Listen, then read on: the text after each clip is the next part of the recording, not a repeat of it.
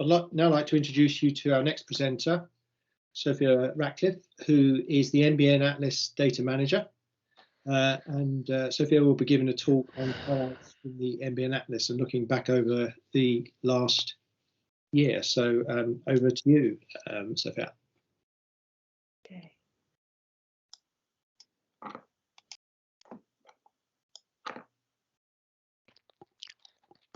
Is that okay? Everyone can see. I can see that. Brilliant, thank you.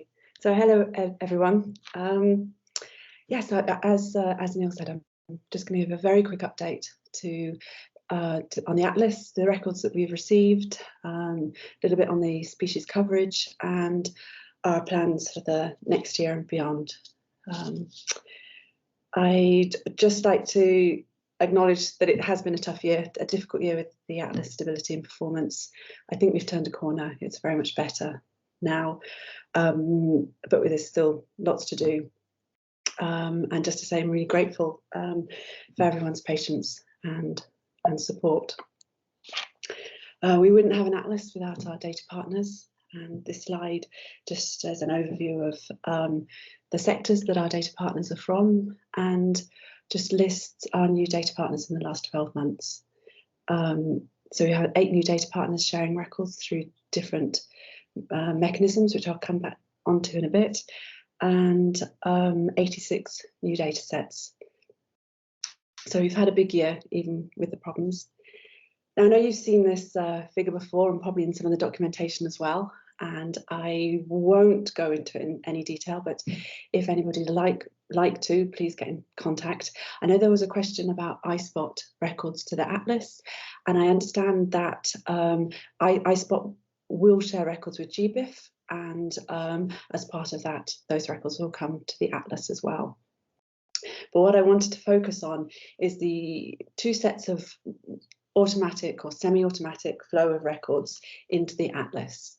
We've got the records that come from iRecord, from the national schemes and societies and projects that use iRecord. They come through monthly, but we also have a new flow of records coming from the Marine Biological Association's DASH data archive. So over the summer, we agreed that all data sets published on DASH would come to the NBN Atlas. I wouldn't wait to ask to take them from DASH. I would just pick them up automatically. And so in the last 5 months, we've had 3 million new marine records appear on the Atlas. We don't share those records with GBIF because there's the expectation that they will go to GBIF from the European node of OBIS. Obviously, there are concerns about duplication of records, especially if you look at this data flow, you can see why. And this is something that we really need to address and we want to address on the Atlas. And going forwards with the upgrades that we've planned, we should be able to better identify and link duplicate and potential duplicate records to improve data quality and better show where these records have come from. Despite the problems, as I said, we've had a huge number of records added and updated on the Atlas over the last 12 months. Many from biological record centres, from the national schemes and societies, through the iRecord transfer, but also through those societies that use iRecord as their data management tool. We've had several LERCs add and update the data sets, which has contributed many records. I actually wanted to talk more about the data partners at the bottom of the figure and talk about the wildlife trusts. We've got the 3 new wildlife trust data partners, but there are 3 others, all now sharing records with the Atlas as part of the Nature Counts project. And again, these are records that are coming in the automatic process from iRecord. We're seeing several museums and botanical gardens digitising their records and sharing them with the NBN Atlas. The Leeds Museum is a new data partner that's just started sharing records with us. Now, they're they're sharing not their UK records with the NBN Atlas, but we are also supporting them in sharing their non-UK records with GBIF.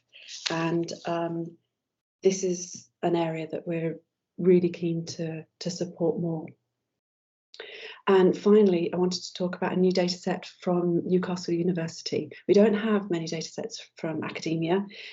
And this is a really nice example of data collected by students as part of a course where the identification has been made through molecular barcoding, so through eDNA studies.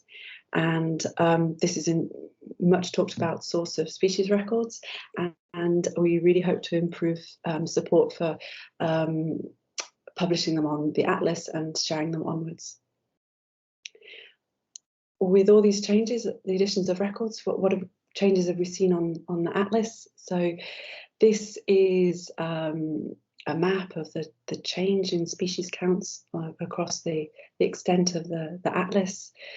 And you can see some big dark red patches with the gains, especially from LERCs from Bristol and Shropshire and Leicester, adding new data sets. And you can see some dark blues as well, pale blues, where for whatever reason data sets have been removed.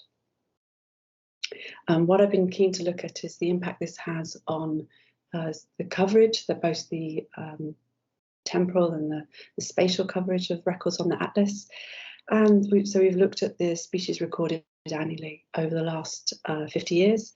And I ran this last year, which is the grey line in 2020, and again this year, about last week, the dark green line for 2021. And we can see that there's a modest increase in the number of species recorded over the last 12 months, especially more in the recently. And I'm really interested in looking at the ways to measure these metrics, to monitor and report on the success of the Atlas over time. And one of the examples of this is to look at the UK priority species coverage and to help support the use of the Atlas and to monitor our success and changes over time. And so I'm hoping to. Well, I've developed a dashboard of this information. This is just sort of a highlight of what we have, and I'm hoping that over the course of the next year, this is something that we can develop more and publish. 2 minutes, Sophia. Oh my goodness. Okay, just quickly show you that we're committed to open data, and as you can see, the amount of open data, the proportion of our records on open licenses is slowly increasing. And I wanted to mention impact. It's not something that we're so good at reporting on at the Trust, but I just wanted to show that the number of citations that we receive provided by GBIF is increasing steadily over the past few years. We have a bibliography of citations of where the Atlas is directly cited. And so if you do have information on that, please do let us know. The URL's there. And we also wanted to look at Atlas as an education resource. And so we've asked education institutions to tell us when they're using the Atlas in their courses. And so far, this is what the information we've got back. So it's 440 students. There must be many, many more. So please do let us know. We have a project underway, as Lisa has already discussed, to set up the Atlas for the future, to make it fit for the future. And this involves migrating to the latest version of the ALA platform, including the new ALA GBIF pipeline architecture. Helena has already started with this process, and hopefully after the 18 months, we will have a fully functional Atlas with reduced data processing time, much reduced infrastructure costs, but it is an 18-month project. She'll be able to do it in a phased migration, which will allow time for active updates to the Atlas.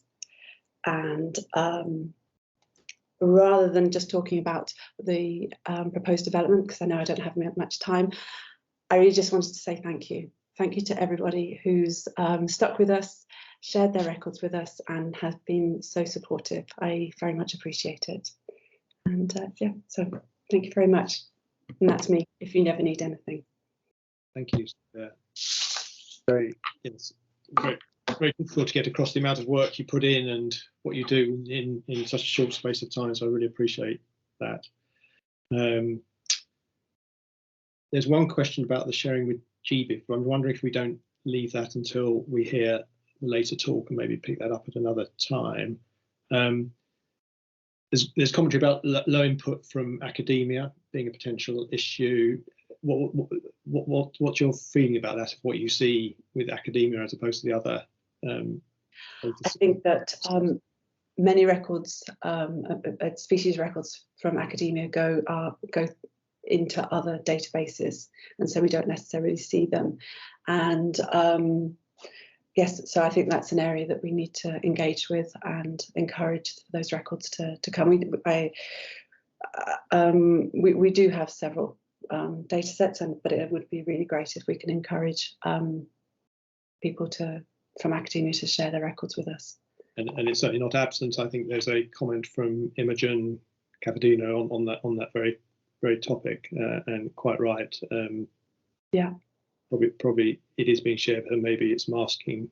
There's some masking going on there. Yes. There's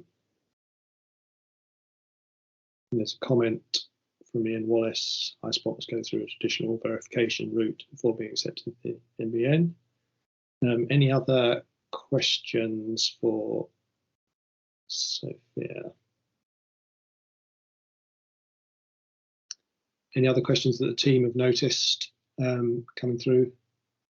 Neil, it's Sarah. I've just sent one over to you, but it's summarising it quickly. It's about risks involved with making data so publicly available. Do you want some more context around it, Sophie? Is that enough? Is there more context? So it's from Jenny at FrogLife. They're deciding on what level of licence to make to have for the NBN, and one question she had was around the level of risk there was about making so much data publicly available. So I think if data's unrepresented or misrepresented, what are the risks around that? I think certainly sharing of sensitive records, there's a risk, and I know that if she's Jenny from FrogLife, most amphibian and reptile records are on the sensitive species lists, so those records will be blurred, so they won't be sharing the exact location of the record. That alleviates the risk in sharing.